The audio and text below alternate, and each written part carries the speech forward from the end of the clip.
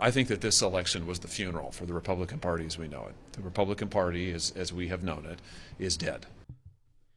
See, this is why nobody can take the Republican Party seriously. It's like you would have thought that it's obvious after the midterms how everything went.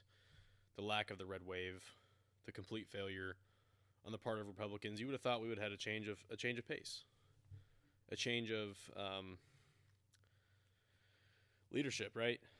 And today we saw Mitch McConnell got reelected as Senate Minority Leader, and it raises the question.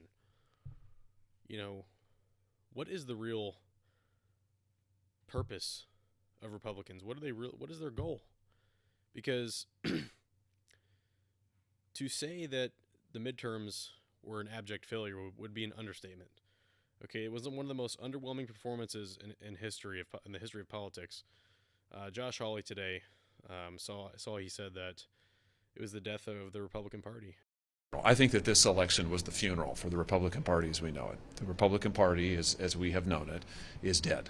And voters have made that clear. And in particular, the folks who did not vote for Republicans in this last election were independent voters, working class independent voters, folks who voted for President Obama once upon a time, folks who then voted for President Trump but stayed home this time.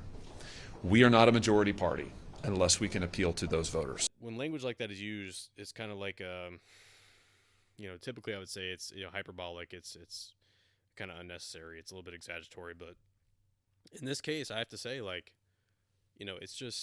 it's actually true.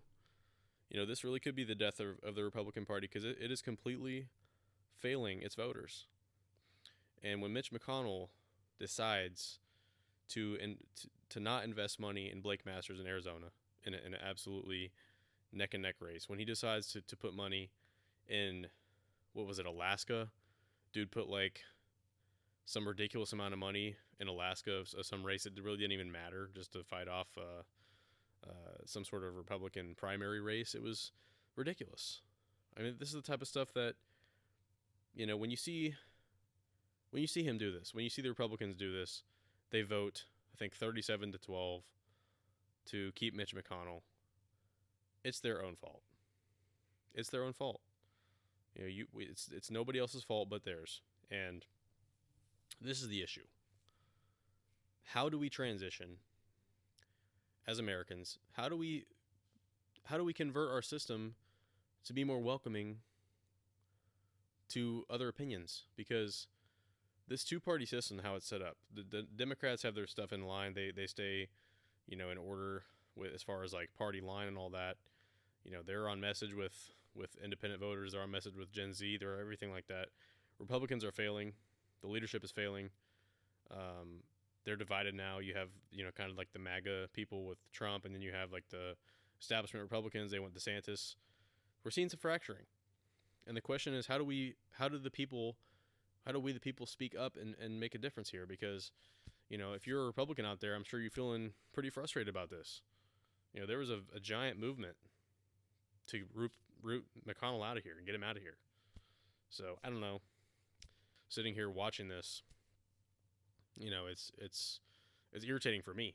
And I would just say I'm kind of in the middle. I'm more lean conservative, but just watching this, it's just annoying watching it from the outside looking in. So let me know what you guys think down below. Do you think, did you want Mitch McConnell to stay as the Senate Minority Leader? Let me know what you think down below. Should we vote him out? Should we get somebody else? How do you think the Republican Party is doing after the midterms? Love to hear from you guys. With that being said, like the video if you enjoyed the video. Subscribe here if you're new. And I'll see you guys next time. Peace out.